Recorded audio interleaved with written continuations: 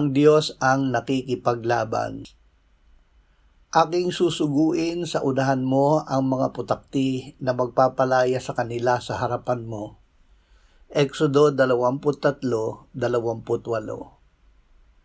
Aking sinugo ang mga putakti sa unahan ninyo, na siyang nagpalaya sa kanila sa harapan ninyo, hindi sa pamamagitan ng iyong tabak, ni sa pamamagitan man ng iyong busog.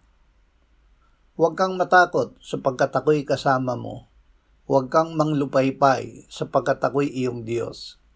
Aking palalakasin ka, oo, aking tutulungan ka, oo, aking aalalayan ka ng kanang kamay ng aking katuwiran. Ama, salamat na ikaw ang nakikipaglaban para sa amin. Hindi sa sarili naming kakayahan, kundi sa iyong kapangyarihan kami nagtitiwala. Bigyan mo kami ng katapangan na sumulong dahil ikaw ang naglilinis ng daan patungo sa mga pagpapalang inilaan mo para sa amin. Amen.